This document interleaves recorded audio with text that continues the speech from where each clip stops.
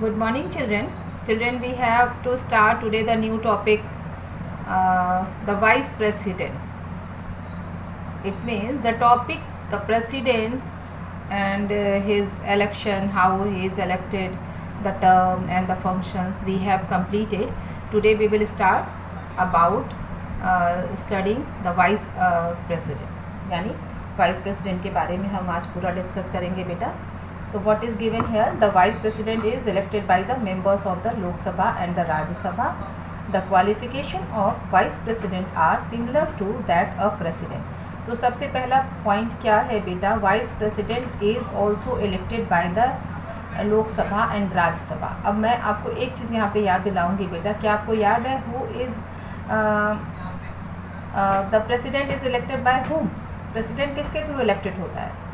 क्योंकि मेरी हैबिट है बेटा कि मैं आप लोग को रिमाइंड कराते चलती हूँ. Have you remember that how the president is elected? The president is elected by electoral college. And electoral college में कौन कौन आता है? The elected members of Lok Sabha, Rajya Sabha and after that Lok Sabha, Rajya Sabha and legislative assembly, elected member of legislative assembly and that elected members of Delhi and Puducherry also. Okay. Now let us talk about. So here we are talking about vice president beta. So vice president is elected by the members of the Lok Sabha and Rajya Sabha. इसमें हमारे legislative assembly के member included नहीं होते हैं. This is the difference, okay, between the election of vice president and president. The qualification of a vice president are similar to that of president except that candidate should be eligible to become a member of the Rajya Sabha. यानी दोनों का जो qualification है, मैंने president वाले video में qualification उसका explain किया है बेटा, आप देख लेना. तो यहाँ पे सिर्फ एक डिफरेंस है कि he or she should be eligible to become a member of Rajya Sabha also. Okay. Now the tenure of the office of the vice president is again 5 years. 5 years is common tenure for everyone beta, you know. He or she performs functions of the president when the president is absent from her or his office. यानी देखा जाए तो इसको हिंदी में कहते हैं कि vice president जो है कार्यवाहक प्रेसिडेंट भी होता है. यानी किसी भी समय अगर हमारे प्रेसिडेंट एब्सेंट हैं, अगर वो he is not perform the functions because of any reason, so what the vice president will perform the function of president also. Okay. The vice president is also an ex officio chairman of the Rajya Sabha. Very important point it is. Vice president जो है राज्यसभा का सभापति भी होता है. हिंदी में कहते हैं इसको सभापति. ठीक. So the vice president is also an ex officio chairman of the Rajya Sabha. यानी the vice president is having 2 post. आप कह सकते हैं इसको कॉमन लैंग्वेज में, he is vice president and he is ex officio chairman of the Rajya Sabha also. Now we will talk about the president.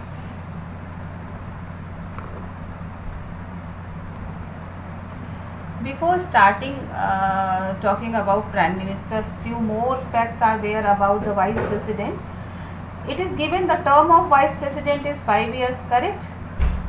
He may resign earlier or can be removed by a majority resolution of the Rajya Sabha and agreed by the majority of the Lok Sabha. As the impeachment of the president is there, likewise vice president can be removed if any condition is there like that. Okay. और one more point is there that you should know बेटा. एक point और है जो आप सबको जानना चाहिए, that what is the functions of the vice president. The vice president is the ex officio chairman. It is okay. Okay. He officiates as the president in case of death, resignation or removal of the president till a new president is elected. यानी जब president change होते हैं या replace होते हैं, उस time being में भी वाइस प्रेसिडेंट ही प्रेसिडेंट की प्लेस को होल्ड करते हैं, ठीक। When he acts as the president, he ceases to be the ex officio chairman of the राज्य सभा। यानी जिस समय वो प्रेसिडेंट का रोल प्ले कर रहे होते हैं, इट मीन्स काम कर रहे होते हैं फॉर द टाइम बीइंग, उस समय वो एक्स ऑफिशियो जो उनकी चेयरमैन की जो प्लेस होती है, पोस्ट होती है, वो सीज कर दी जाती है, यानी वो रोक दी जाती है। Now let us talk about the prime minister. What is given here बेटा? The prime minister is the leader of the majority party. She और he is the head of the council of the minister. Clear? And आपको पता है कि real power जो है prime minister के पास ही होती है। The party that has a majority in the permanent the party that has a majority in the parliament, sorry children, is invited to form the government by the president। हमने ये पहले भी पढ़ा है कि जिस पार्टी की, जिस पॉलिटिकल पार्टी को मेजॉरिटी वोट मिलता है, उसे ही गवर्नमेंट बनाने के लिए इनवाइट किया जाता है पार्लियामेंट में, ठीक। The party in the majority selects a leader from among themselves to be the prime minister. यानी मेजॉरिटी पार्टी क्या करती है, अपने में से ही, अपने सारे मेंबर्स में से ही एक को एज अ लीडर चूज करती है। किस लिए? प्राइम मिनिस्टर की पोस्ट के लिए। In case there is no single party having majority,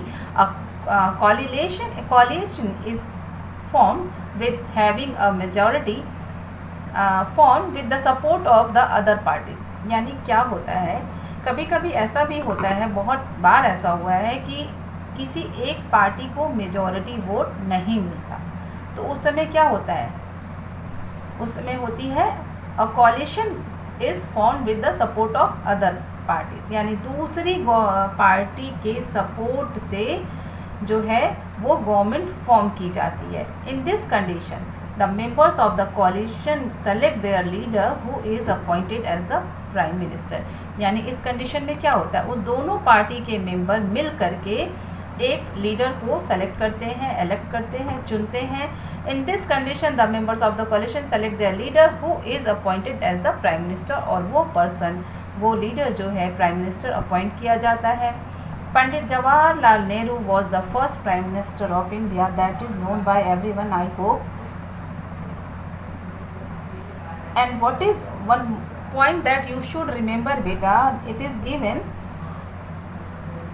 according to convention the president invites the leader of the majority party or the group in the Lok Sabha to form the government. Sometimes none of the parties get absolute majority.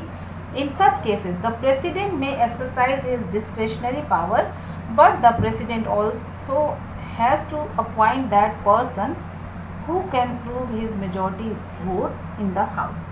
यानी कि इस condition में जहाँ majority vote नहीं मिलता, वहाँ पे क्या है, दूसरी पार्टी के वोट से गवर्नमेंट फॉर्म हो जाती है। तो इसमें क्या होता है, जो लीडर होता है उसे अपना मेजॉरिटी जो वोट है वो प्रूव करना होता है पार्लियामेंट में, हाउस में। यानी कि उसे अपना मेजॉरिटी वोट प्रूव करना होता है कि I have the majority vote, so I can form the government.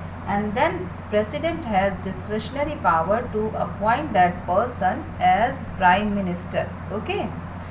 यानी कि प्रेसिडेंट के पावर में आपकी डिस्क्रिशनरी पावर आपने नहीं पढ़ा है, क्लास 10th में आप पढ़ेंगे कि president has right to appoint the prime minister in such cases when the any party has not got majority vote. तो उस टाइम में प्रेसिडेंट अपना डिस्क्रिशनरी पावर यूज़ तो कर सकते हैं, but there is some rule कि उस व्यक्ति को अपना मेजॉरिटी वोट हाउस में, पार्लियामेंट में प्रूव करना पड़ेगा।